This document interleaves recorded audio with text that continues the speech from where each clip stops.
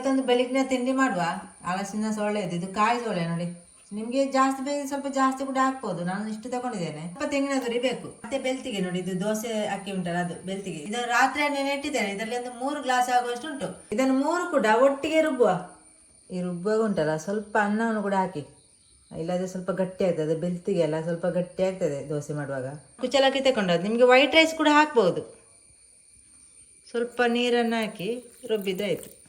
ಅದಕ್ಕೆ ರುಚಿಗೆ ಎಷ್ಟು ಬೇಕು ಅಷ್ಟು ಉಪ್ಪು ಹಾಕುವ.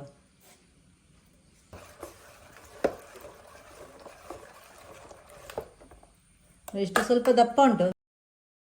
ಉದ್ದಿನ ದೋಸೆ ಮಾಡ್ತಾರಲ್ಲ ಅಷ್ಟು ಆದ ಸಾಕು. ಜಾಸ್ತಿ ತೆಳುವು ಮಾಡಿದರೆ ಕೆಲವೊಂದು ಕಾವಲಿಯಲ್ಲಿ ಎದ್ದೇಳುವುದಿಲ್ಲ ದೋಸೆ. ಅದಕ್ಕೆ ಬೇಕಾದ್ರೆ ಸ್ವಲ್ಪ ದಪ್ಪನೇ ಇರಲಿ. ಈಗ ದೋಸೆ ಮಾಡುವ. ಇದು ಕಬ್ಬಿಣದ ಕಾವಲಿ, ಅದು ಬಿಸಿ ಆಗಲಿ ಚಂದ ಮಾಡಿ. ಸ್ವಲ್ಪ ಎಣ್ಣೆ ಹಚ್ಚುವ. ಇದು ಎಳ್ಳೆಣ್ಣೆ. ನಿಮ್ಮ ಮನೇಲಿ ಯಾವುದು ಎಣ್ಣೆ ಹಚ್ಚಿದ್ರೆ ಅದನ್ನು ಹಚ್ಚಿದ್ರೆ ಆಯಿತು. ಕಾವಲಿಗೆ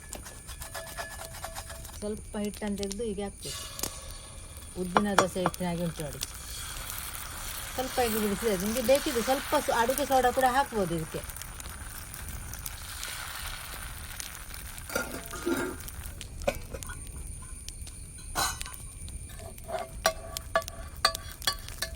ಇದೆಲ್ಲ ನಿಮಗೆ ಸೋಡಾ ಹಾಕಿದರೆ ಕಣ್ಣು ಜಾಸ್ತಿ ಬೀಳ್ತದೆ.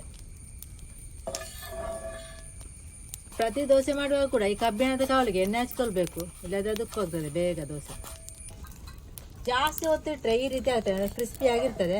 ಕಾಯಿ ಹಲಸಿನ ಸೋಳೆ ದೋಸೆ ಇದು.